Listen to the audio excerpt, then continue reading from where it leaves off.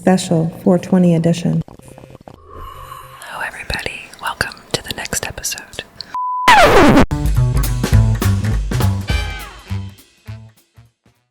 Look me up.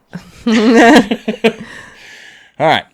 Welcome to this episode of Lounge Chair Legends. I'm your host, Eric James. Today, I am joined by a cannabis influencer who we were just talking about sponsorships of this. We'll probably add some of that in.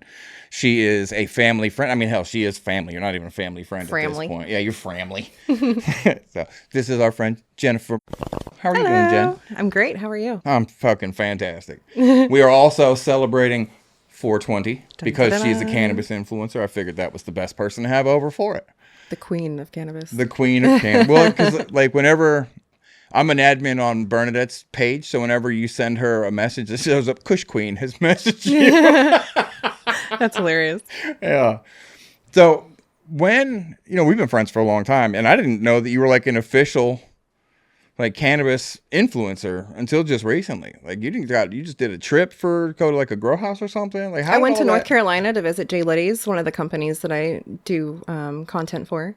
Hell yeah. Yeah, they flew me out. Because I know you just started putting out content, like just kind of on your own, right? I've had my Instagram page for about a year and a half now, 2 years almost. Yeah, to like actually put content out though, because like not actually creating. That's like when I created my page, but I wasn't doing it for a content creator. I was just doing it as a stoner, and I was just showing my roll-ups. Yeah. Like the weed that I was smoking and the concentrates that I was rolling it up because I like to infuse my joints and stuff. So yeah, my last birthday about killed 7 people out here. 7 big ass dudes. I outsmoked them all. Every one of them. Every one of them. I do have the tolerance of an elephant, so. How did it come about? Like, did somebody like shoot you a DM? Did you reach out to a company? Like, how did it come about so I created my page and I was doing my roll-ups, and obviously I found other stoners that, were on Instagram too. And I'm like, wow, there's a whole community here. So I started following people and making friends with them, and they were content creators. So I was influenced by my friends who were content creators. And I was like, well, hey, maybe I could do that too. So then I kind of went to film different ways for me. So I was doing nature walks. Yeah. And I would pack my bong in my backpack, and I would go do a nature walk and find a cool spot and just film me hitting the bong. And that just, people love nature rips. What a difference from 10 years ago. Yeah. You know what I mean? Because like, I think it was 5 years ago. I ended up on a year of probation for possession. The first time in my life, I ended up on a year of probation. Weed became legal while I was on probation. What the fuck? For real. It's such a stark difference. Whereas now you're walking around with a backpack with a giant bong in it. Yeah. Going to take nature rips. Yeah. And, I mean, nobody knows that that's what I have in my backpack. Well, yeah, but think about the difference between the nervousness. Mm-hmm. Oh, I still get nervous. I mean, I don't want somebody to walk up on me where I'm at. Obviously, I like it to be like just me, just like solo rips by myself, and I don't want like other background noise and stuff, of course. Well, yeah. I mean, that makes perfect sense. But it's not like you're going to like the park or school. You know what I mean? Like, yeah, absolutely not. Yeah, it's one thing to be a responsible adult. You know what I mean? Like to me, if I'm walking around now, as long as I'm not doing something I shouldn't be doing, I don't really have any nervousness about it. Whereas before, like everybody be scared to even have a joint, Absolutely. Yeah. It's just a stark difference to where, it was mega, at least in Florida, because we've just become, how long has it been legal here now? Like 3 years, 4 years? Medically legal? I think it's been probably like, I don't know, 5 maybe, I want to say. Was it pre-COVID or post-COVID? Post. Post? Wait. No, pre-COVID. It was, we have production. She's Googling it. She's Googling it while we're over here trying to figure the shit out. It's weird that like pre and post COVID has become like BC and AD. Yeah, right. It's just like the modern version of it. Oh, what's it say? November 8th, 2016. Mm-hmm. November 8th of 2016. But we didn't get dispensaries for a while. You can ask when the first dispensary was opened in Florida. Yeah, because I've had my medical card now for... It was medically legal for for cancer patients and people who were terminally ill back in 2016, but they didn't have dispensaries. Yeah, I guess the broader legality of it is... Yeah. Yeah. I guess that would make sense because it's, I think it's been 4 years or 5 years or so since I've had my card. It's been a while. Yeah. I definitely think it was before COVID. Maybe we have gotten maybe we have partaken a little too much and time has lapsed for us, Jen. I mean, time does fly. Time does fly when you're high, yeah. So where is the J. Liddy's place that you went to? It's in Greensboro, North Carolina. Hell yeah. Yeah. And what all was the tour? They have a dispensary. They have an actual storefront dispensary that you can go in, you can chill, you can smoke, you can hang out, you can purchase products.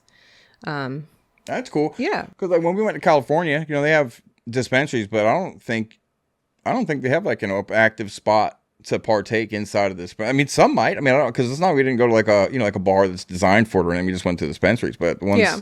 I don't think they had it set up to where you could like partake in it. I know you can in Puerto Rico, because we went to Puerto Rico. They give you big.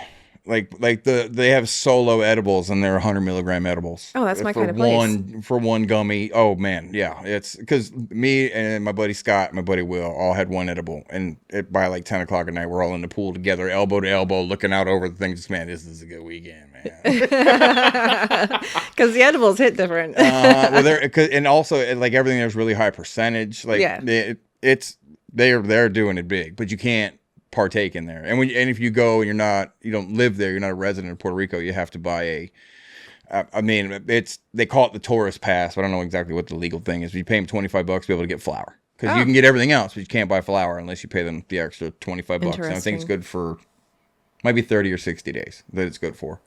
I do know that there's some states that will honor your Florida medical card. So if you go to visit another state and they have medical it's medically available there, they will honor your Florida medical card. Oh, that's cool. Yeah, because when we went to California, I just walked in. They didn't ask anything like that. Because it's recreational they don't care. But in Puerto Rico, if you're from a state, like, being from Florida, I had to show them my medical card. Yeah. But if you're from California, they just look at your ID. So if you're from a state where it's legal, there's no like go between there. But if you're from a state where it's medically legal, you have to have your card. Mm-hmm.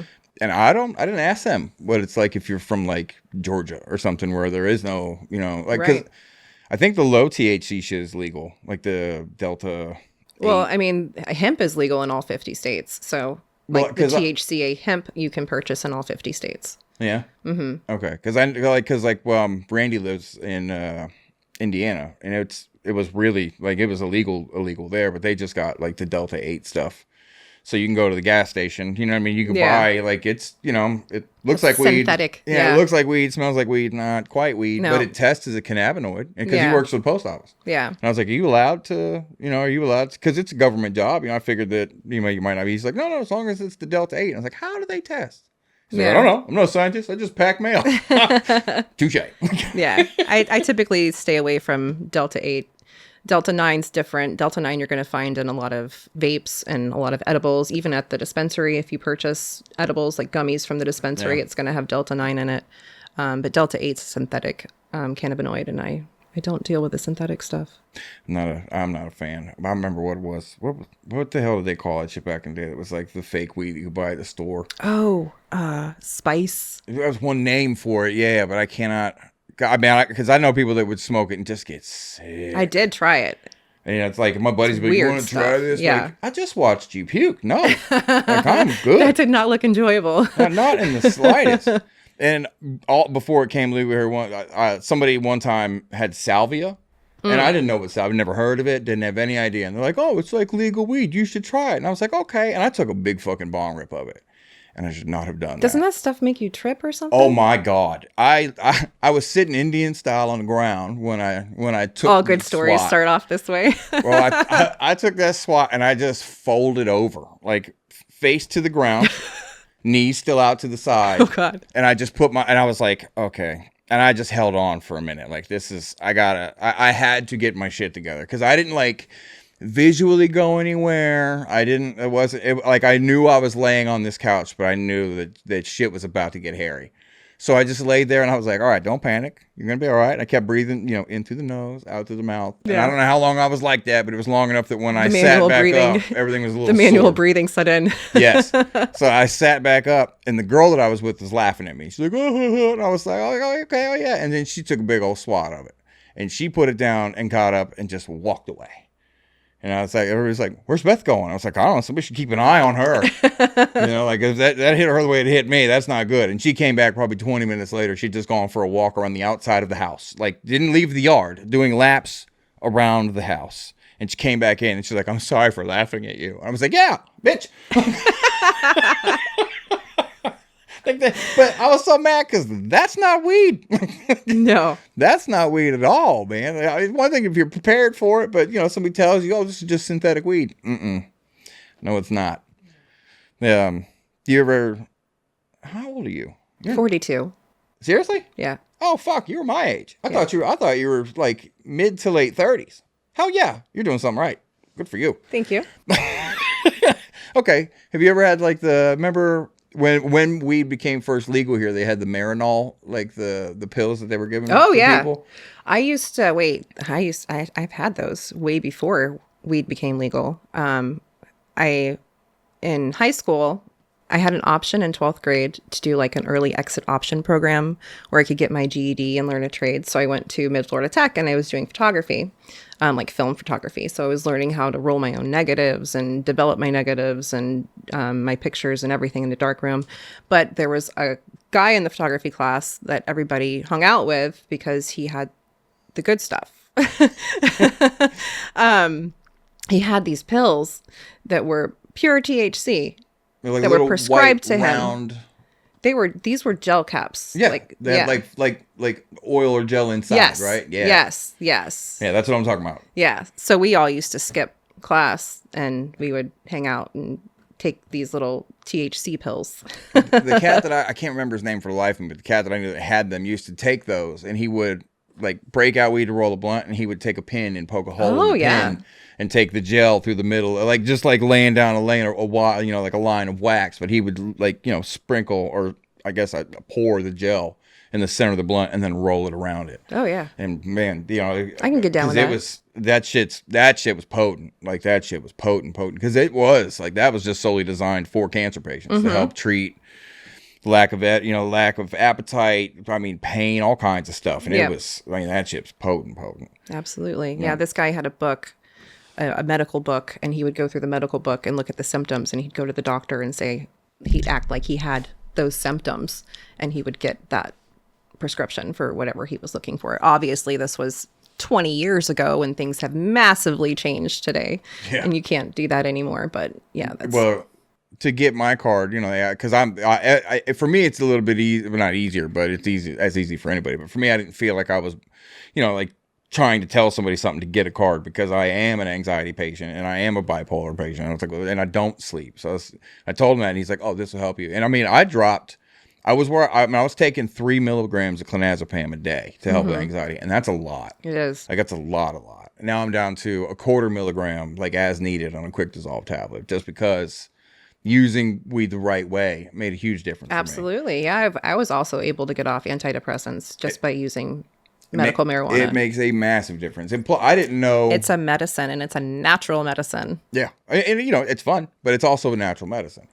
For me, learning the difference between what like sativa and indica was the game changer for me, because sativa, it could be some of the best sativa ever. And I'll catch, before, when I was like using it as medicine, when I was just a stoner, catch a little bit of a buzz, but I could smoke through you smoke a lot anyway, so it's not much for you, but I could smoke through like a whole quarter in a couple of days. Of sativa. Yes. And not feel much of an effect. No, but whereas indica really affects me. So now I either get indica or I get indica strong hybrids. I am the same way. And it saves me a bunch of money. It works the right way, and that's one of the things I do like about edibles is like, you're getting 10 milligrams. The only like issue for me, not issue, but the only thing for an edible is like to treat an anxiety issue, you're going to wait an hour or so for that to work. I have a way around that with edibles that you can purchase from a dispensary. So they have oil that comes in a syringe. So usually it's a distillate you can purchase. It can be RSO. It can be different methods, but it's a distillate, and you can purchase it in a syringe from the dispensary, and you can get a gummy. And I like to make a little gummy sandwich with mine. So I'll take a gummy, I'll take some of the oil from the syringe on the gummy, and I push another gummy on top of it and make a little sandwich and pop it in. That oil hits you in like 10 to 15 minutes, and onsets for it lasts for like 4 to 6 hours. So you're getting a quick hit and it's lasting a long time. And then the gummy edible is going to come in behind that and be like, hi, hello. Oh, see, for me, my workaround for it is, that's why I have the vape pen.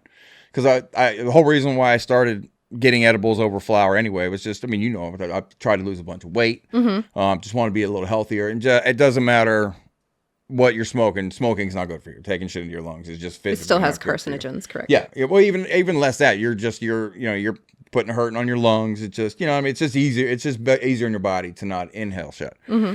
But having the edibles take a while to get to you, whereas having the vape is like almost instant. So I'll take, an edible, a 10 milligram edible, and then I'll hit vape once or twice, and then I'm good. Because I don't like being stoned. Right. Like I want to be able to do something. Sure. You know what I'm saying? Like there are days when it's like, I'm cool with just putting my feet up and not doing anything. But the majority of the time I'm trying to be productive. Yeah. So absolutely. it's as opposed to like pulling on a pen all day and it only lasting a little bit and you burn through the whole pen. I hit the pen once, maybe twice, take an edible. And that way, by the time the pen wears down, the edible is kicked in. And I'm good for, like you said, 4, 5, 6 hours. Yeah. So it's not, it's not overdoing it to me. You know what I mean? Because there are definitely times that I have overdone it. Like the worst is when you get, like, for some reason you get anxiety because of it. Like I have done that where you're like, oh no, I'm too high. I shouldn't be doing what I'm doing right. It doesn't matter. I could be at the library reading comic books and be like, I'm too high. I've never been too high. You're wired different, dude. I came so close in California of being too high, but I've never been too high. I got too high on New Year's Eve. I had to leave my mom's house to come back here and put my feet up for a minute. And I had eaten like 40 milligrams of edibles, which isn't a lot, but that's enough. You know what I mean? And then when I went over to my mom's house, kind of went off into the woods with the smoke friendly members of the family. The cool people. Well, they're all cool, but you know what I mean? Went off into the woods there, come back, and then I went to sit down to play Uno with my little cousins. They're my cousin's kids, but so like, they're my second cousin. I don't know second cousin? Is that what that is? Your cousin's kids? Are they your second cousins? Right. Something like that. Anyway, they're my cousin's kids. Producer says yes. And they're, I don't know, 16 and 15 or something. So we were sitting down to play Uno. And they did not go in the woods. They're kids. But you know what I mean? So I sat down to play Uno with them. And they're I started, sus of you. They're sus. Oh, they know. Oh, they know. They know. I'm sure they know. Yeah, I'm sure they know. But their kids were not like, hey, come on. You know what I mean? So I sat down to play with them. And I was shuffling cards. And I started to get like warm. So I was like, let me go outside. Because my mom, I don't know why, my mom and dad do not. They have fans in every one of their houses and every one of their rooms. But they don't ever turn them on. Like, and I have to have a fan moving. Like, absolutely. I don't like stagnant air. I think that's a Florida thing. I always have to have my fan on. Well, they're from Jersey, so I don't know if it's because, I don't know what it is, but they don't ever, like, if I get up and turn the fan on, my mom will turn it off after a while. Oh, my fans stay on at my me house. too. But plus, if you turn it off after it's been on for a while, you're like, fuck, I gotta clean that fan. Absolutely. When I was sitting there and I got hot, and I was like, well, let me go outside for a minute. And then I went outside, and I walked up to Bernadette, and I was like, honey, I gotta go home. And she's like, huh? I was like, I need a minute. If anybody asks where I went, tell them I went home to poo. So, shit brick. and luckily they live directly across the, like they're a 5-minute walk from here. So I just came home, and then Brandon called me and he's like, hey, big dog, where'd you go? I was like, I'll be back in a minute. I'm all right. And I was here on the couch with my arm over my eyes, just going, okay, hold on. Got the cold sweats. It hit me. I got too high. Yeah. I was here for 10, 15 minutes, got to get my shit together, and then went back over there to enjoy the rest of New Year's. And I got there. Brandon's like, oh, I've been holding this joint till you got back. I was like, oh, I'm good. He's like, you sure? I was like, I'm good, man. I already had to go regroup once. I'm straight. Let's just have a good time. Yeah. The time I almost got too high in California, I went to California to see my friend Danielle. She has a farm in Northern California. She grows, and went to go hang out with her for a week. And that was my first time in a dispensary in the United States. I'd been to Amsterdam before, so that was my first time in an actual dispensary ever. But to be in a dispensary in the United States was really cool for me. So I went to California, and the amount of the percentages of THC you can get there is insane because they load, like you can get a joint that's like 80% THC because of the concentrates that's in it. Yeah. So I was like mind blown. So of course I was like a kid in a candy shop and I'm like, I'll have one of these, one of those, one of those, one of those. And then you get like, That was me too. you get like this first time discount too. So like you get this huge discount for purchasing at their dispensary for the first time. So that was really cool. So I was hitting up all the dispensaries, getting all the stuff. And I found these shots that they have, these little shots that are like 100 milligrams. Well, I got several of those. And I had some left and we were headed to the airport and I had 2 left and I had already smoked an infused pre-roll that was like 80% THC. And I took one of the shots that was 100 milligrams and I was like, okay, I've got this other one left. And then it like hit me right before we got to the airport. I cannot bring this with me on a plane. That's like a federal offense if I get caught. I have my son with me. Like I can't bring this back with me and I'm not going to throw it away and Danielle's not going to drink it because it's way too much for her. So I was like, fuck it. I shot that one too. So I had 200 milligrams. You're not driving, you're going to be on a plane for 5 hours. Yeah. 200 milligrams and I already smoked the pre-roll and I walk into the airport and I feel like every single person's eyes are on me. I'm like, everybody's looking at me. They all know. They know. How do they fucking know? And they all know. And I was like, okay, breathe. And I was like, I need coffee. Coffee will help me. So I found a coffee shop, like an actual real like coffee shop, not like a Amsterdam coffee shop. Yeah. Because the coffee shops in Amsterdam have marijuana. And I was like, can I have a double shot of espresso, please? So I did a shot of espresso and I was perfectly fine after that. Got my kids some ice cream and we waited for the plane. So you did all of the shit that gives most people anxiety and it calmed you down because you got too high. You followed it with double shot of espresso and then you got on a tube with 80 other people to be shipped across the country. Counterbalanced itself. You're wired different, dude. You know the video of the dude that like cracks the egg and he's like, I'm built different. And then the little girl does it too. You're the little girl. I'm built different. You are built different, man. That's it. For me. The first time I went to a dispensary was here.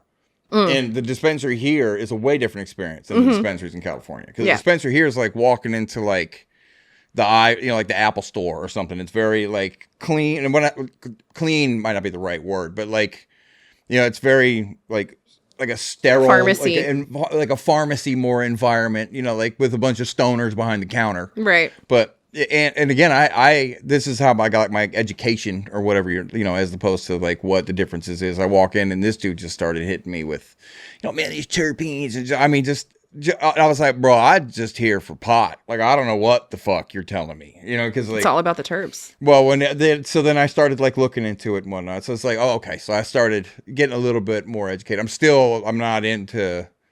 It's still a lot. Like there's weed nerds. You know what I mean? That it's not really about the percentage of the THC. So it doesn't matter like the highest percentage. If you can get something that's like in the middle of like 25%, but it's got like 3% terps, I'll be in that all day because the terps is what's really going to get the most of the effect. Yeah. Well, I know, like Brandon, when it comes to the vapes, he gets like the live rosin and stuff like that. So it's just the just rosin's terps. the best way to go for a vape. That's the only way I would go. It's not flavored. You know what I mean? It tastes like a joint, really. Minus the smoke. It's not as heavy. So like the smoke, you don't feel it as much. You know what I mean? Because there's no additives. It's solventless. Yeah. Yeah. So I'm a fan of that. Like when I get my vapes, I try to get the CO2 vapes from Curaleaf. Okay. Because I like that they work really well and they're less flavory, more terpy as well. Move has something that's called like a CDT, which is a little bit. It's not solventless, but it's better than a distillate. Yeah. Yeah. When you were talking about the syringes before, I used to get the whichever ones the ones that Trulieve has, like the like the different distillate syringes, and I would bring them back here and I would take the whole syringe out, which sucks because you have to heat it up because that shit's thick. So hard to get out. Yeah, so or if you don't heat it up, you're just gonna finally blow, it all comes out in one shot. So I would heat it up to thin it down, and I would mix it in with the oil that I was using to make like cinnamon muffins. Yeah. So I would get like the crusties, like the cinnamon crusties mix. I've and I had would some make of your mini muffins before. Yeah. That's how I used to do it. Is I make the little mini muffins. Yeah. But you'd get one muffin that had none, and you get one muffin that had a fuck ton. So it's hard to, like I'm not a scientist. I was just making shit, So it'd be like, it's not that it wasn't equal dosing for sure. So that's why I just started buying the gummies and stuff. So at least I'm like, all right, that one's 10 milligrams, that chocolate bar, you know, like, so they've done that part for me. Yeah. You know? So That's why I like adding the syringe to it, because the 10 milligrams isn't enough for me. Like 10 milligrams is like, psh, I can imagine. like a penny in your pocket. Like it's nothing. So adding the distillate or whatever from the syringes, it does something for me. They help me sleep. So I'll do that before I go to bed. And I found that out when I had the surgery for my hysterectomy. I didn't smoke because I was worried about coughing. So I didn't want to hurt any of my incisions. So I wasn't smoking for a little while. And I was worried about taking a tolerance break because I have such a high tolerance. So I found the mixture of the edibles really helped me sleep, which I was worried about obviously from not smoking. You ever use the CBN gummies for sleep? Yeah. You know, it's weird, like, because I am a legitimate insomniac. Like, I take 10 milligrams of Ambien every night, and I still only sleep 4 or 5 hours. You know, my whole life I've never slept. When I was a baby, I didn't sleep. My dad. Those Rice Krispies will help you sleep. We're gonna find out. But the CBN, if I take the CBN when I am asleep, it's some of the only times I actually dream, and it's not nightmares. Because if I do dream, it's a nightmare. Oh yeah, I And have it's that like- problem with melatonin. Yeah, my I nightmares have are the like weirdest damn dreams on Well, melatonin. they're not. My nightmares aren't weird. They're realistic. Like when I have them, it's like something that could Like a happen. night terror Like I'm kind not of running thing. from like monsters and shit. Like Yeah. you know. Oh, yeah. Like that's. Then and it's always something like you know, something you have anxiety about or a fear of anyway. Mm-hmm. But I don't ever have just regular dreams. Yeah. You know, there's a very few choice times I have just a regular dream. But if I use CBN, I'll have like and those can be weird as shit. You know, those are the dreams where it's like, oh, I'm flying over the city. You know, those are like the regular, like what you're supposed to dream. And most of the time I don't have nightmares. It's not like a daily thing for me, but those are the only like ones I have unless I take CBN. Yeah. No, but the CBN, you know, they only help for sleep. For me, you know what I mean? But they help for sleep, that's for sure. Mm-hmm. Like my aunt was having a hard time with some sleep and stuff and whatnot. And I told her she should try those, and she tried them. She's like, "These are really good, thank you." Yeah. So, have you met my Aunt Claire? Yes. She's awesome. Birthday dinners. Yeah. Yeah. Well, speaking of that, when we get done here, we're going because her birthday. I missed her birthday lunch. I think it was Tuesday. Happy birthday, Aunt Claire. Yeah, well, I had to work, so I missed it. So we're gonna go and catch lunch. Me and Bernard are gonna go catch lunch with my Aunt Claire and my Uncle Dave. Yeah, because she's just the shit. You know, she's so nice. She's super cool. And she's the kind of person, she has like the energy that when she walks in a room, she just kind of brightens the whole place up. And it's like when she laughs, she squeals. You know, like she's just a genuinely happy person. So I love my Aunt Claire. It'd be cool to go see her. Nice. So she came out. We did a show at the Hard Rock in Daytona, and she has a denim jacket that has, I don't know, probably 150 Hard Rock pins on it. Oh, that's cool. Because she's collected them from all over when they've traveled and stuff. That's awesome. Yeah. So, and it was around her birthday, so I was like, Aunt Claire, you have to come because it was Reggae at the Rock. We did this whole festival, so I had them come out, and like she got to see me on stage for the first time playing with the Intracoastals. So we got to, you know, that was cool. Yeah. It was her birthday. It was a reggae show. So we had they're beach people, you know, they live over in Ormond. You know, they just cool. So it was a really cool experience. So it's cool to go see her after this. I have to prep her when I get there. Like, just so you know, I might be a little out of it today. Bernard's driving. Bernard's just here to eat some pizza and hang out. We're doing a podcast today. Yeah, well, and tomorrow I've got like a 14-hour day. So I got to be up at like 1 a.m. to leave because, you know, I'm psycho. I get up early as shit to walk anyway. Right. Yeah. I'm not walking like 3 hours anymore. Dedicated. Yeah. Well, because I was walking like 3 hours. I felt like if I wasn't doing like 8 miles a day, I was letting myself down. Now I'm like, if I get 10,000 steps, I'm cool. My back has started to hurt again. Like it was coming down my legs and shit. Yeah. So I was getting to like diminishing returns. So I don't get up as early as I was before, but I still get up to walk for like 2 hours. And I give myself like an hour and a half after my walk. That way I have time to take a shower, watch an episode of TV, pack my lunch. I'm not like in a rush. And I'm always at work like 20 minutes Have early. an easier morning. Yeah, well, I hate being late. Like if I'm leaving on time, I'm like, I gotta go. Like I gotta go. Or I would much rather be early and wait than be any kind of late. Yeah. You know, it's funny because my dad, my whole life is perpetually late. My dad too. Okay. And is your mom very like She's on time. See, my mom. If she like, if it's her thing and she can control it, she's on time. Yeah, But my dad, mom is. no. She's like, I got that from my mom. My mom is very punctual. My mom's Yeah. like, all right, this is the time. You know, like if I don't know what time, I always add ish to the end of it. Yeah. Otherwise, if I say 6 p.m., I'll be there like 5:45. That's just, you know what I mean? You know, that's my way. But ish, and sometimes I'm like, I'm not sure. I'll even say strong on the ish, but around this time. Yeah. You know, that's how I know I'm going to get there. But my dad's perpetually late. My mom is very on time. So I definitely got that one from my mom. Yeah. But partake a little much. Fuck around, forget what time it is. That's always bad. I don't ever partake before or during work, especially not during work because I drive. Right. But even before, like when I worked in the restaurants and stuff, I would never. It wasn't because I was always a bartender and a server, so I'm not gonna get high and then try to remember 9 people's orders and whatnot. Because and be around everybody's food all day. I'm just munchies constant. I'm good. Like let me go get done what I have to do for the day and then go. When I was younger, not the case. Yeah. I'd walk around trying to do everything high. I do everything high. Well, yeah, but you're wired different. You know what I mean? I'm a highly functioning pothead. You really are. Yeah. You know, you really are. Yeah. And it's impressive. Anything you can do, I can do high.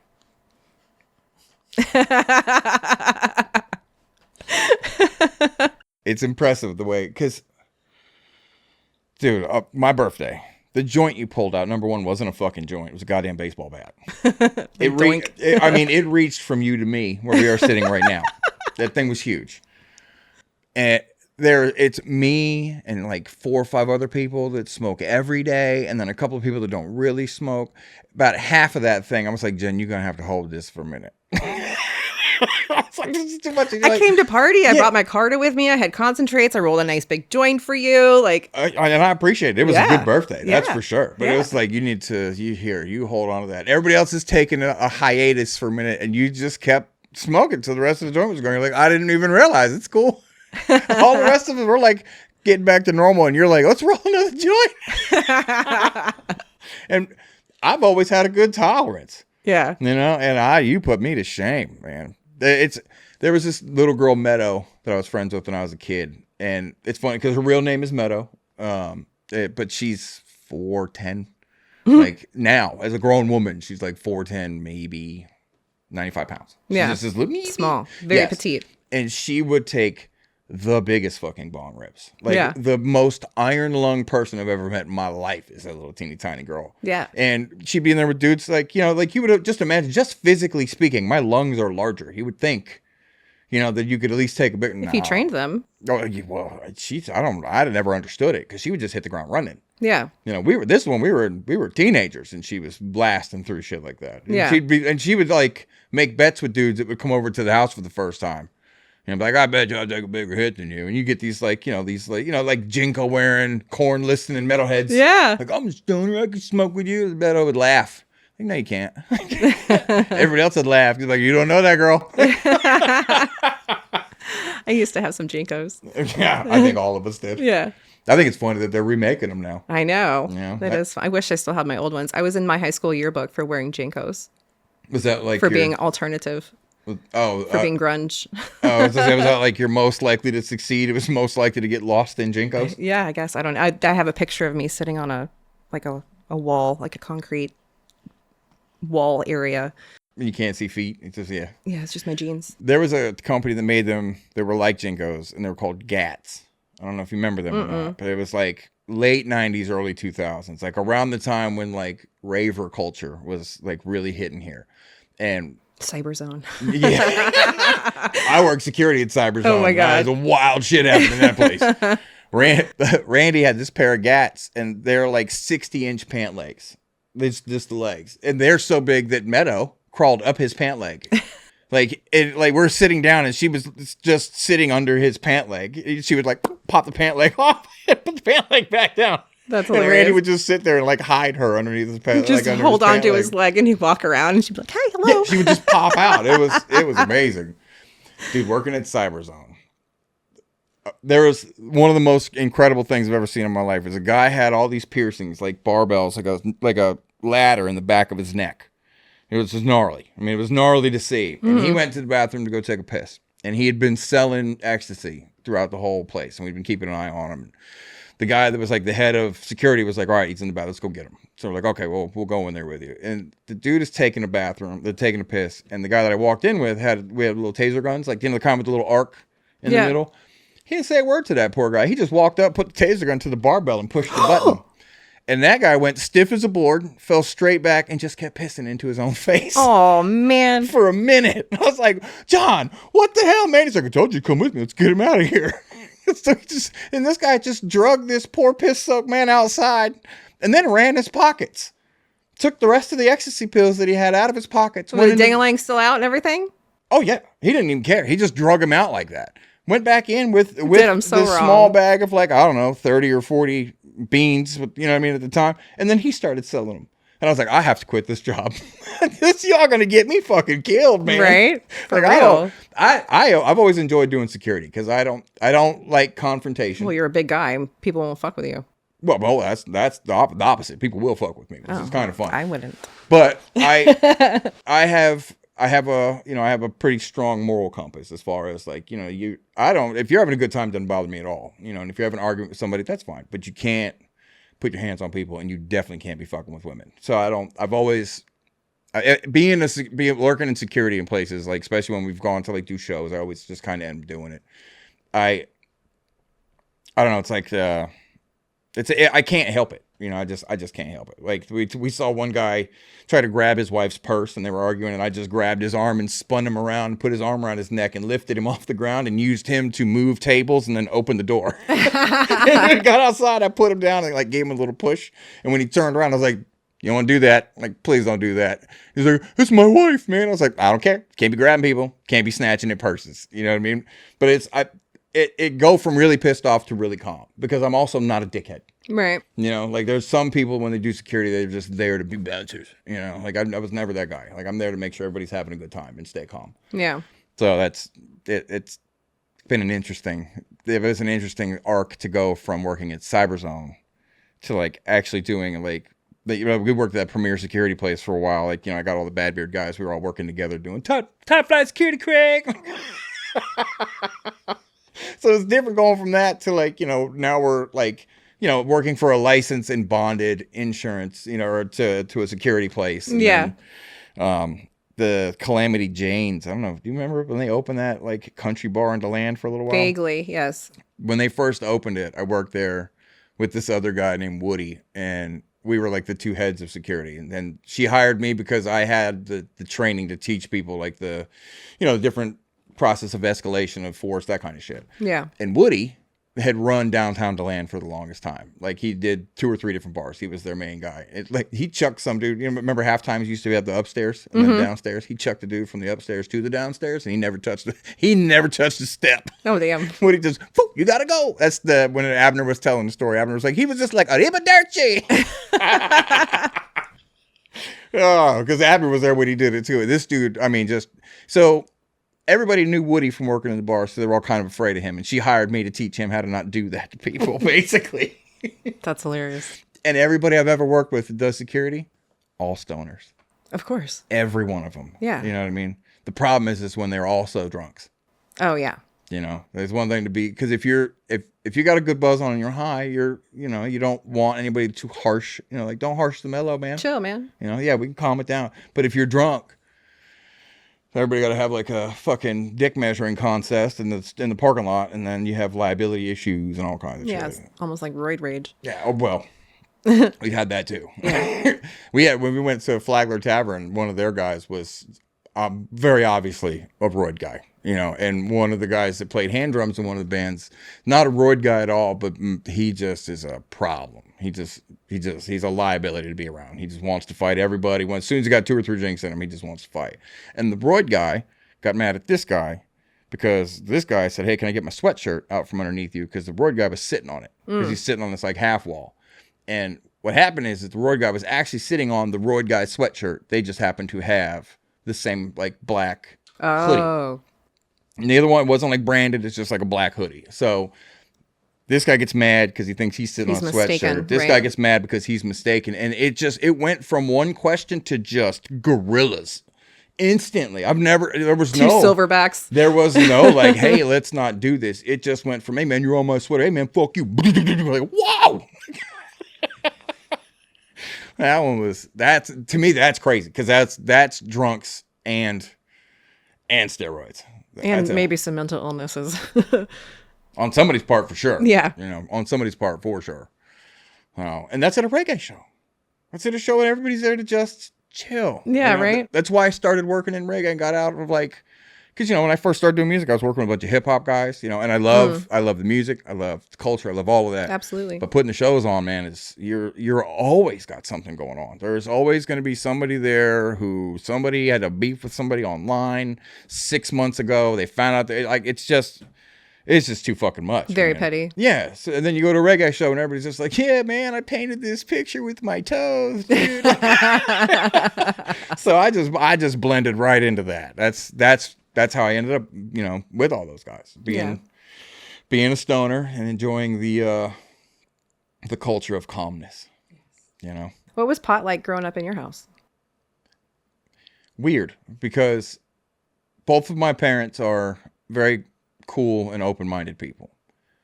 I did not see that when I was a kid. Mm-hmm. You know what I mean? To me, they were just the dickheads that told me not to do stuff. And that they were just telling me not to do stuff because they don't want me to die, basically. Trying to keep you alive. Yeah, you know, and I didn't listen to them. So I did everything I could do to like hide weed from them. And I remember I was either 17 or 18. It was the first time I ever smoked with my dad. And it was my birthday. I had a bunch of my friends come over and we were all off into the same little side lot I went on New Year's Eve. Because, you know, like my parents had that big ass yard. You know, I got 3 acres, like 3 lots basically. So the one lot's just all woods. So we just go to that little spot. And my dad came out and we were passing a blunt around. And when my dad came out, I was like, oh no. You know, I thought I got busted. I mean, I was like, well, shit, I'll take a toke off it. I was like, oh, this is amazing. You know what I mean? 'Cause I get to smoke a joint with my dad. Yeah. And he took one puff off and he handed it to me and he goes, why would you guys ruin good weed with the tobacco paper? And that was all he said. And then he walked away. And then one time me and my friend Randy were, because he has a big boulder in front of his house and we were smoking a joint out there. And it was like 1 a.m. You know, it's the middle of the night, but it's right on the street. Mm-hmm. And it's a back road street. There's hardly any traffic on it, whatever. And my dad happened to wake up for, I don't remember, just some reason, just happened to get up. And he came outside and, you know, it's like, fuck y'all doing? It's like, oh, we're just sitting out here. He goes, we have all the yard out back. Why are you out on the street smoking a joint? What's wrong with y'all? You know, but that wasn't until I was more of an adult that came around. So it was always like, we would skip school and smoke weed in the woods. Because of the stigma behind it, you thought you had to hide it. Well, yeah. And I mean, it was super illegal yeah. At the time. There wasn't even like, that was before it became illegal in California even. You know, here it was like the dream to go to Amsterdam so you could legally smoke weed. Yeah. You know, now it's like, yeah, I'll go 2 states over if I want to, you know, go into the dispensary, you know, that you could just buy from. You know, yeah. Because now really it doesn't matter what state you live in. Really, if you go 2 states over, it's still a drive, but it's not a fucking flight to Amsterdam. That's true. You know, like if you want to take a 2-day weed vacation, you could just drive to Louisiana yeah. or wherever, you know what I mean? Yep. Now, that is true. That was for me, like going to the dispensary in California as opposed to the dispensary here was way different because it is like you were saying. So the product is everywhere. It's like you know, walking to a liquor store here. Mm-hmm. You know, you can see all of the bottles, you can read all of the stuff. It's all right in front. All the product is right in front of you. Mm-hmm. Whereas our dispensaries, it's you looking at a menu online. Mm-hmm. You know, they don't display anything. You don't get the cool fancy packaging that's all regulated by the state. Like, yeah. When you go to California, it's like, you know, it's like we went, they gave us all kinds of shit. I got a Jay and Silent Bob pre-roll. And that was one of the ones. It's like, I was like, oh, this is different out here. Smoochy boochies. Exactly. Exactly. We went to the dispensary. I don't remember what beach it was because we went to San Francisco. So we went to some beach that was near there on the way from the airport to where we were going. Mm-hmm.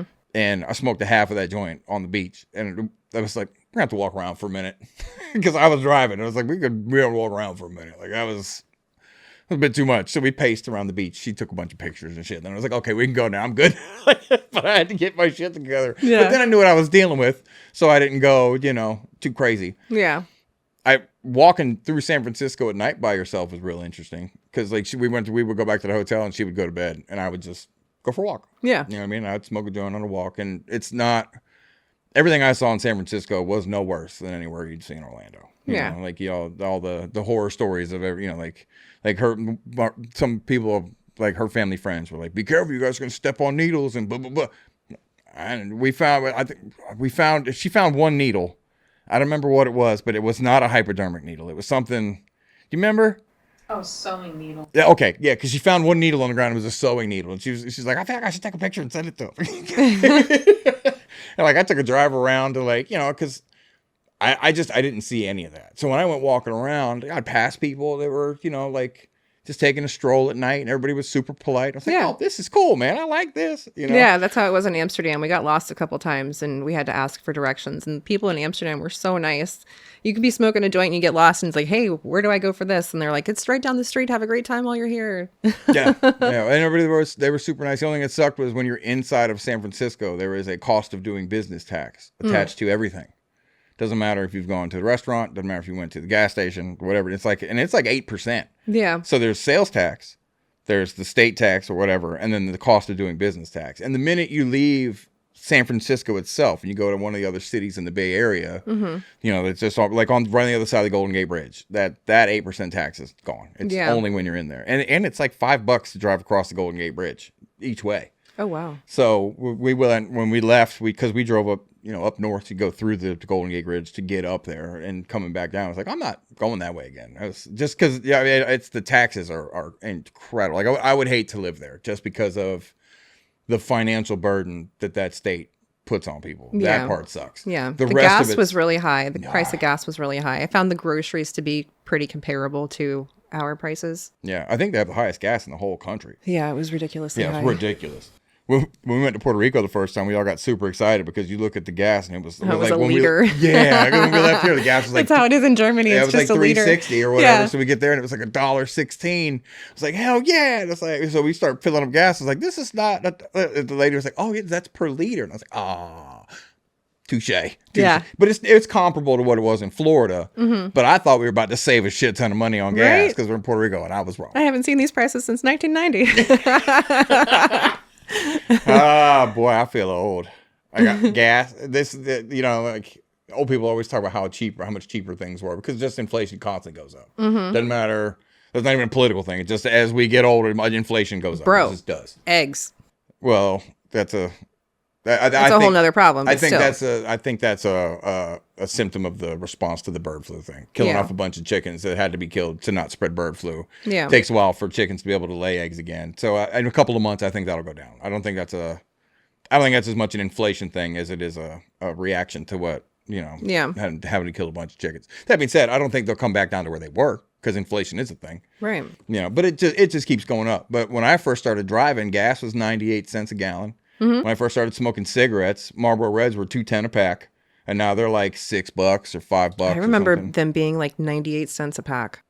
When did you start smoking cigarettes, man? Way too young. Because I was like 12. That was when I was buying packs when I was in high school. So I started high school in 96. Yeah, well, yeah, because I remember the first time I bought a carton of cigarettes, I was in high school, and I was in the backseat of my buddy's car throwing packs of cigarettes like I was Scrooge McDuck. Yeah. You buy like a carton for like what, 18, 19, 20 bucks? It was like $16 or something. Yeah, it was super Yeah. cheap. And they left them on the counter. So you could like super easy Yeah. 5-finger discount those bitches too. Yeah, my buddy's Mark mom, she used to pay us to go steal cigarettes for her. Because we would go in the gas station and Yeah. we'd go in 4 or 5 They had kids deep. the whole rack right there on the counter. Yeah, and she smoked Virginia Slims, so they Yeah. were like the ones that even when they started taking cigarettes behind the counter, they always left those. Still left those. Yeah, so we would go in and we'd get a couple of packs and go back and they'd be $2 at the store. She'd give us $1 a pack for stealing them or whatever. We were kids. I mean, I'm like not even high school, middle school age kids. Yeah. But I had my first cigarette when I was 11. I think I got my first cigarette in 3rd grade. I don't know how old you are then. I don't know how. Something like I didn't actually start smoking I want to say until it's like 5th grade. Maybe 5th grade is like 11, I want to say. I don't know. yeah, I think I started actually smoking regularly in probably middle school. I had a pack every day with me when I was 16. I remember my dad finding my pack in my backpack and he got super mad and he broke them all and I got super upset about that. And then he told me that he would rather me smoke weed than smoke cigarettes or drink alcohol. Yeah, I didn't get that talk. My mom, I kind of broke my mom's heart when I started smoking because my mom smoked cigarettes and she quit. And she quit because I hounded her to quit, like how bad it was. And I wanted, I wanted her to be okay. She take her cigarettes and flush them. Both of my parents were closet smokers. Well, my mom was not a closet smoker, and I hounded her. And then when I started smoking cigarettes, it was like, it was like a slap in the face to her, basically. You did all that to me. I quit smoking, Right. So when I quit smoking, she'd been telling me for the longest time, if you want to quit smoking, I'll help you. Let me know. I'll get you the patch. I'll do whatever you want. She'd been asking me to smoke. And it just happened to be on Mother's Day. And that's coincidental. It wasn't that it was Mother's Day. I had woke up that morning and took like my first drag off a cigarette. And it's after I got home from jail. So I was living back at their house trying to get my shit together, So I went out and it just tasted like a cat had shit in my mouth. The best way to describe it. And I went inside and I was like, Mom, I think I'm going to take you up on that quitting smoking cigarettes thing. She's like, let's go. So we got in the car and I got the patch. The patch is like 4 weeks or whatever. It tapers down. I did like the 2 weeks of the patch and I just never smoked again. Yeah. So I quit. But I got to where I was smoking like 2 packs a day. Yeah, I was up to a pack a day when I quit. I quit 7 years ago. I think I'm on probably 16 or 17 for me. That's awesome. Yeah, it's been a long time. Yeah. At this point, I don't even tell people I quit smoking cigarettes. I just don't smoke cigarettes. Yeah. You know what I mean? I smoked for like 20 years and I quit when I found out I was pregnant. And I never started again. Good. Well, good for you. Yeah. Hell yeah. Well, I mean, you still smoke weed, and that's for me. My weed uptick, my weed smoking definitely had an uptick. Oh yeah, from when I quit smoking. Absolutely, cigarettes, for sure. Because I'm still supplementing, and I was smoking blunts then too. Mm-hmm. So you're still getting, nicotine. Yeah. So now it's tapered down where there's no nicotine. If I do smoke, I use hemp flower, it's paper. That's the like we just had the little cone or whatever. You know what I mean? Yeah. Things like that. And again, it's just trying to be healthy. Absolutely. I'm getting too old to just not give a fuck. Yeah. No. Yeah. After everything I went through with my lungs, I'm not trying to do anything to damage them. So even when I smoke a joint, I filter it with either a Toker filter or a Moose Labs filter, so it filters the smoke coming into my mouth. A little less like tar in it and shit. Yeah, it takes out the tar and all the little additives that could be in there, any carcinogens or combustibles. Then when we came to come and see you in the hospital, I felt so bad for you because you looked. When I say pitiful, I don't mean that in I'm not trying to shit on you. Like the general, like you just looked. I mean, I would have done anything to help you out that day because you just were in so much pain. You could just see it. It was the worst thing I ever went through. I don't have a doubt in my mind. I don't even know exactly what it was, but I saw you that day and I felt for you. Like I felt so bad for you. I'm gonna get emotional. I'm sorry. I was emotional when I went in there to hug you. It was, and that, because she had seen you a couple of times. She'd been there. That was the first time I saw you. Because you're family, man. I love you. And I was like, oh fuck, how do I help you? like what can we do to help you, Jen? You let me know when I got you. Thank you. When I've been down and out, you have fed me. So I was like, you want me to bring you some food? What do you want? So. Yeah, that was the most traumatic thing I think I've ever been through. Not being able to breathe. That is just very panic inducing. Like you have to use your lungs for every breath you take. You can't not just use one side. And it was my right side that was affected and my left side was still fine, but it's not like I could turn off my right side and just use my left side. And every single breath I could only take like the smallest breaths, and it was excruciatingly painful. Yeah. What exactly happened? Well, I had my hysterectomy and everything with that was going normal. It was a laparoscopic hysterectomy. I came up on day 6 of my post-surgery and I was coughing up like bright red streaks of blood. So I'm like, this isn't normal. So I called the doctor's office and spoke to the nurse and she's like, well, it's normal from being intubated. And I was like, even like 6 days post-op, like bright red blood? And she's like, yeah. And I was like, okay. So I went about my day like normal. And day 7, I started having this pain up in my collarbone. And I was thinking, well, maybe it's just trapped gas from surgery that's worked its way up, because this was the first time I'd driven in a car. And I was thinking maybe the vibration from being in a car was causing gas to move. So I continued about my day. About an hour and a half later, I had the pain in my collarbone, but it also went down to like the lower right quadrant of my lung. And there was pain involved. And then each breath I took, the pain was getting worse and worse, to where it was like, And I'm like, I have to go to the emergency room. This isn't right. So I had my husband bring me to the emergency room, and I walked in severe distress and asked them to help me. They still made me check myself in on my own. I waited in the emergency room for an hour. They did not help me at all. I told my husband that I needed help and they weren't doing it. I needed to go somewhere else.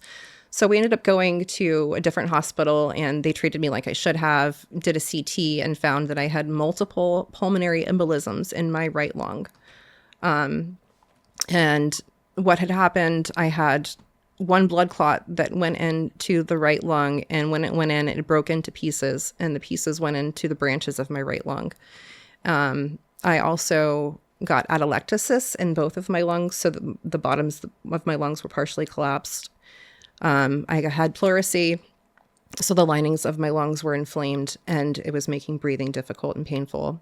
I ended up getting pneumonia, and I was in the hospital for 5 days on IV blood thinners. I was discharged, and then I ended up having to go back 2 days later, and I found that because the blood clots cut blood flow to portions of my right lung, it caused those portions to die. So I had 2 infarctions on my... I have 2 dead spots on my lung.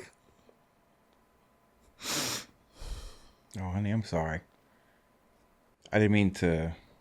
my bad. It's okay. I didn't mean to take you down. It's traumatic. Oh, yeah, for sure. So, that being said, you're sitting here. I am, and I'm breathing. You goddamn gangster. I am. Goddamn gangster. So I have 2 dead spots on my lung that were healing, and it was causing me to bleed. And because I was on the blood thinners, it was causing me to cough up very large blood clots. Me cry, goddamn, you gonna stop? So they kept me in the hospital overnight to make sure that my lung wasn't going to pull with blood and I wasn't going to drown in my own blood. Well, it didn't. Nope, I didn't. I'm still here. It's a great day to be alive this morning. Yeah. So my lungs, I just recently got a scan, and besides some mild scarring, my lungs are clear. Well, that's fantastic. Yes. And especially to go from where, like, you know, dude, having part of your lungs be basically declared dead to your lungs are clear and you're sitting here. Mm-hmm. That's from something that was caused from my surgery. So while I was in the hospital, they obviously did scans of my legs to see if it was a deep vein thrombosis, like a DVT. The blood clot did not come from my legs. The blood clot came from my abdomen, and it was caused during my surgery. So it was either a vein that was cut during my surgery, and it caused a blood clot to come from that vein, or it was from the weight of my uterus and fibroids being removed that caused some clot to move. Yeah, right. Yeah. So it was from my surgery. So it's nothing that was done that I could have prevented. And I can't do anything unless I have permanent damage. So I'm stuck with all these hospital bills now until I can determine whether or not I'm permanently damaged. Well, that part sucks. Yeah. Dude, the hospital bills that's our country. That's one thing. And I try not to be political at all. That's one thing our country is just fucked up on, man. We have the most amount of bankruptcies in our country is caused from hospital bills. Yeah. It's caused from medical debt. Mm-hmm. You know, and that's, I hate that. I hate it. But that being said, they did treat you and you are sitting here. I am. That's great. Yeah. And you had the wherewithal to get the fuck out of that other hospital. Yeah. You know, like some people will go and be like, well, I'm here now. I need to just be here. To have the wherewithal to get up and go. You probably saved your own life. I did. Yeah. You know? I did. One of the doctors did tell me that I saved my life by doing that. Good. Fuck yeah. And also, you know, I mean, you're like me. You've lost a bunch of weight. You've taken better care of yourself. And you did it before that. I know. So I thank my lucky stars for that, because had I not done all of this and lost 60 plus pounds before having surgery, I don't know what shape I would have been in had that happen. Yeah, your body being able to recover is a big thing. And that's not just from like ending in the hospital, just like being able to recover from your day. Yeah. You know, because like when I was real heavy, I'd be out of breath doing absolutely nothing. You know, I'd always just feel like shit. I could only imagine, like, if I was still that big, I couldn't have had that back surgery. Mm-hmm. You know, I probably wouldn't have blown my back out from falling out of the hole if I would, Right. because I would have been running. You know what I mean? Absolutely. But like everything else, like when coming back from the hernia surgery, waking up from the anesthesia for me was one of the most horrible experiences of my whole life. But it wasn't pain. It's because I had such bad sleep apnea from being so big that, like, just doing this, I was falling asleep, and she kept waking me up by putting the alcohol under your nose and whatnot, and I was just like, dude, just let me sleep. Like, I just wanted to sleep, but I'm basically just dying over and over and over again. It was bad. Like, that was really, Wow. really bad. So being able to lose all that weight has helped all the other shit I've had to go through, and I guarantee that helps you. Absolutely. So that's Yeah. fantastic. You know, I'm so glad that you're sitting here. Me And I too. did not mean to take you down a traumatic path. I'm sorry. I was Hey, just it's asking because okay. I'm curious and I love you. I love you too. But I'm glad that you're good. Me too. So- Every day. And if I'd have known you were going to cry, I'd have brought food, but you brought food. I did. I brought food for us. I made us some yummy edibles. What? I mean, it's a lot of Rice Krispie treats, that's for sure. And I love Rice Krispie treats. What did you put in them, Jen? Well, I made I mean, I know it's cannabis. yes. Okay. So I decarbed the cannabis I know myself. that, yeah. And I put it in coconut oil, and I infused it in coconut oil, and then I used the coconut oil to melt the marshmallows to make the Rice Krispies. Oh, okay. So it's in the Rice Krispies, Okay. It's not on the Rice Krispies. It's in them. in the marshmallows of the Rice Krispies. Yes. You know, I just made Rice Krispie treats for the first time in my whole life. It was a couple months ago. I made them with actually Thanksgiving. I made them with chocolate Rice Krispies because I was trying to make turkey leg Rice Krispie treats, like use the chocolate ones and stick Yeah. with pretzel stick in there and put Yeah. marshmallows on the end. It didn't work. Oh, no. So I just ended up with chocolate Rice Krispie treats. But I had never made them before in my whole life, so now I Yeah. kind of get the idea of how to actually make them. Yeah. You know? Super easy. So I'm excited for that. That's fantastic. Which one? What do you want to? Do you want to dive in? Hell yeah, let's dive in. Cheers.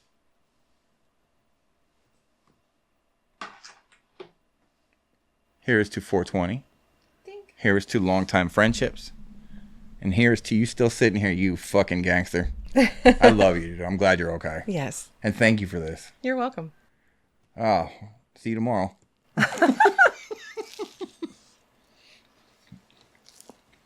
Plus, it's chocolate Rice Krispie treats. That makes my fat kid happy. Can't go wrong. No.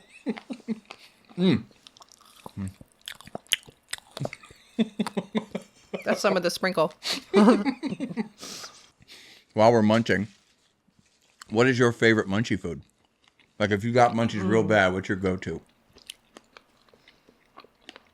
If I'm trying to be healthy, Just period. well, I'm trying to live that healthy life right now.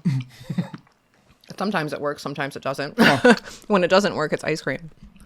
Okay. I can see that because it kind of cures cottonmouth, too. Yeah, I would love ice cream. Mine's always been watermelon. Same thing, though. Cures cottonmouth. You're eating something. You Yeah. know, it is kind of healthy. If not, it was cereal when I was younger because same thing. Yeah, when I'm trying to be healthy, I'll make like a protein yogurt bowl with some granola and fruit. These are delicious. Thank you. Production! That's great.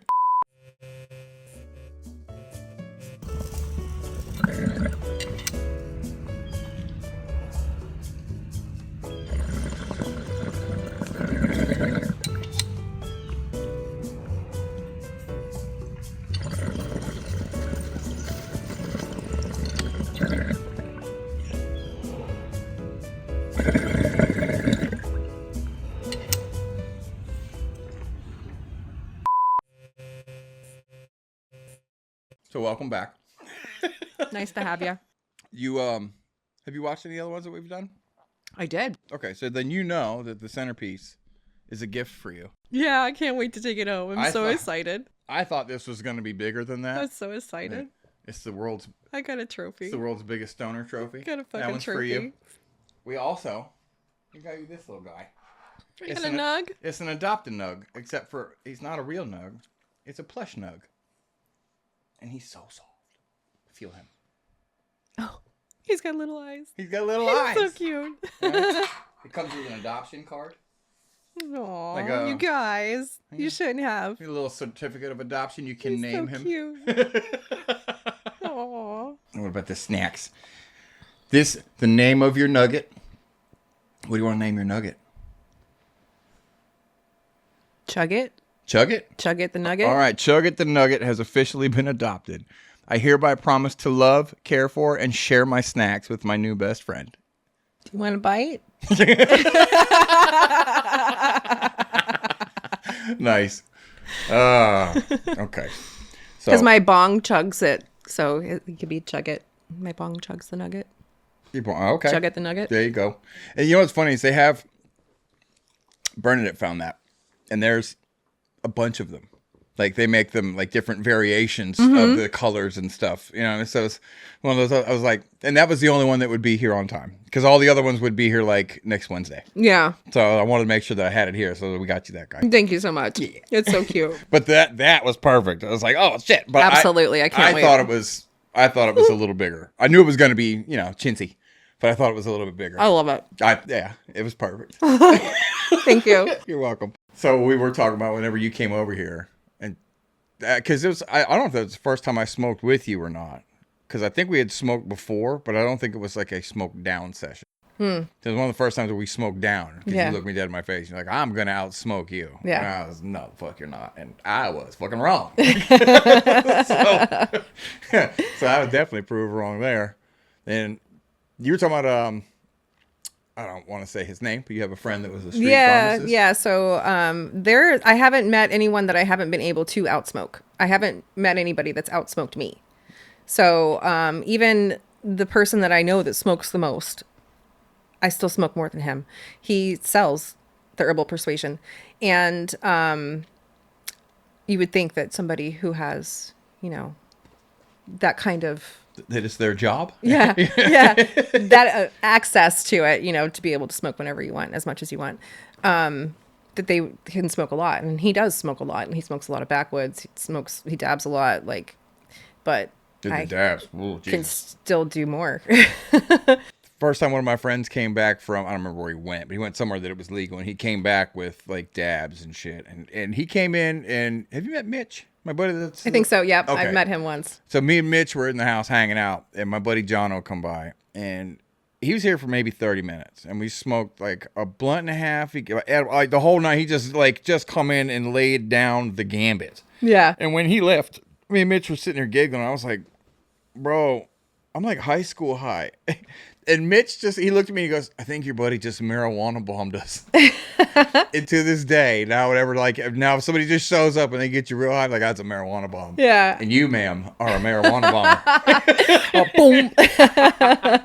I watched this reel the other day with Snoop Dogg, and he was talking to Wiz Khalifa. They were all in a car, and there were some other guys in the car with them, and they were getting ready to like do this rap battle thing.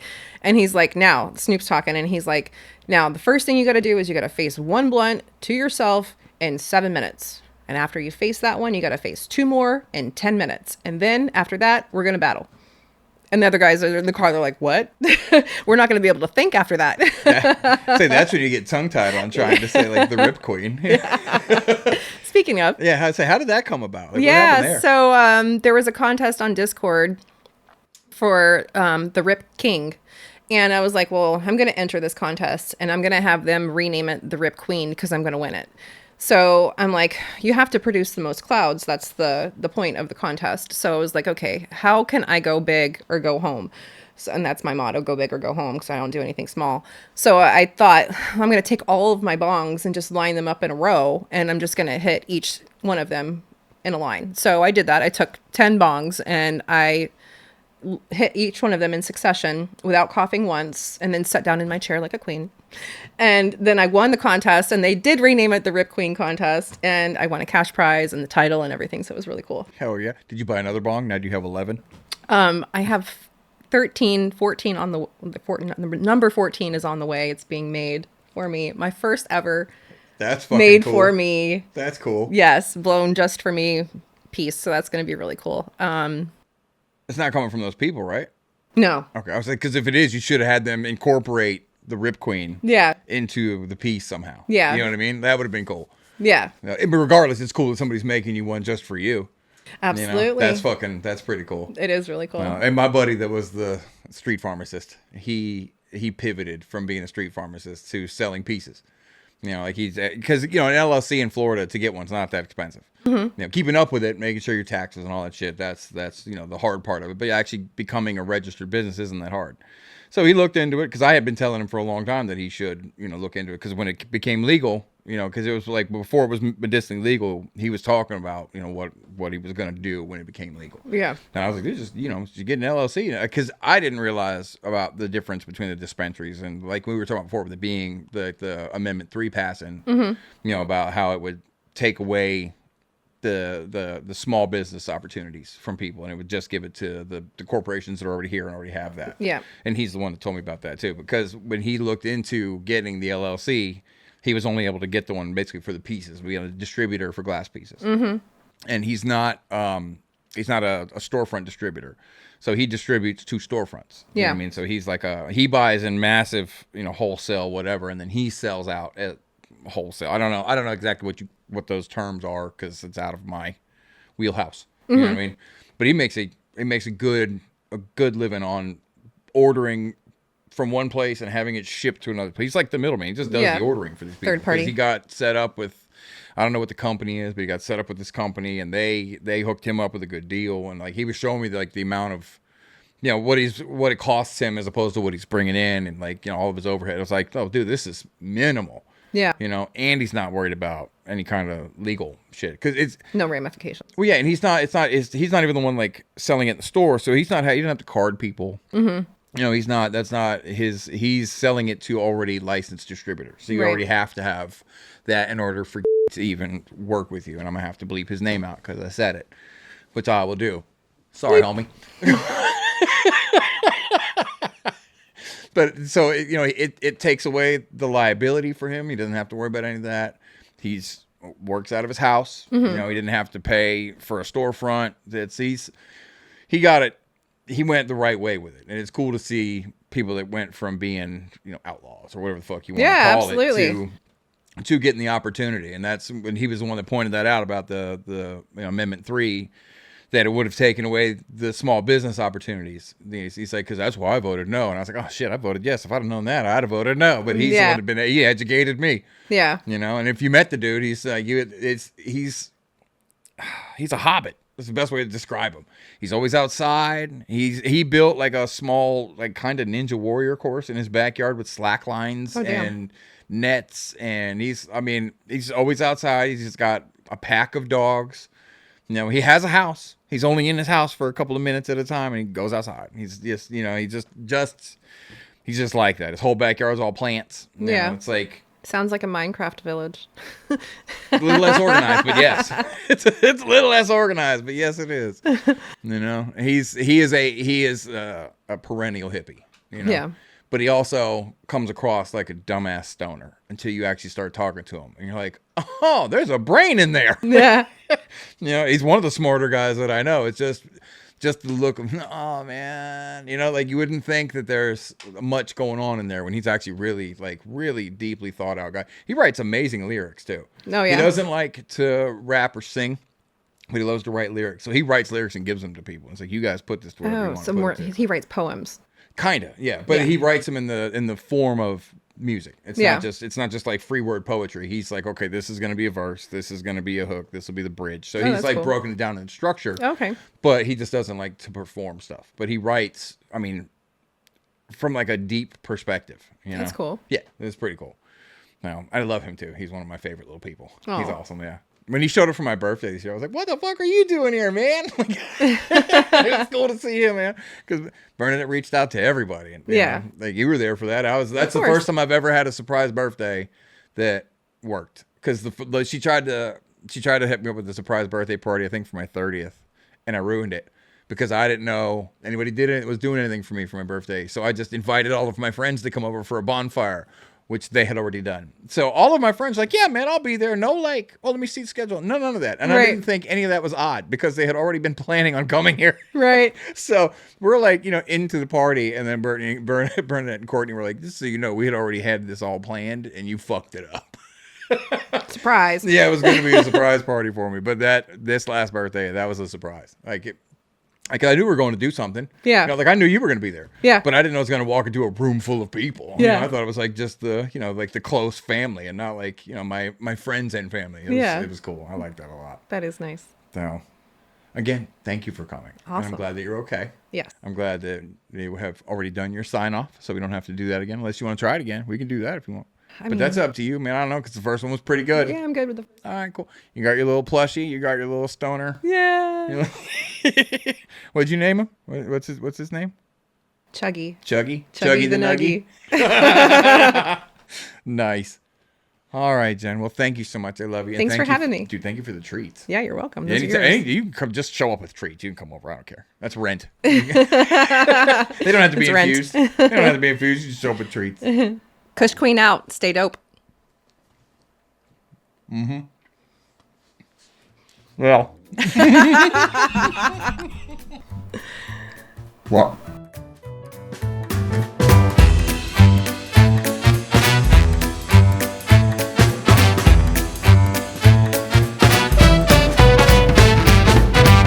You know what's funny is this is going to pick this up perfectly fine. You can barely hear me. ASMR. I heard Brandon had his vape in his hand, and every time he'd move his hand because he had misjudged the tip sticking out, he's tink, tink. And It's always the tip. Okay. Sponsors. So, Look me up. Zoop. Edit that part out. and we're back again. We're eating kebabs now. Cut. Cut. Oh. Hey, all right.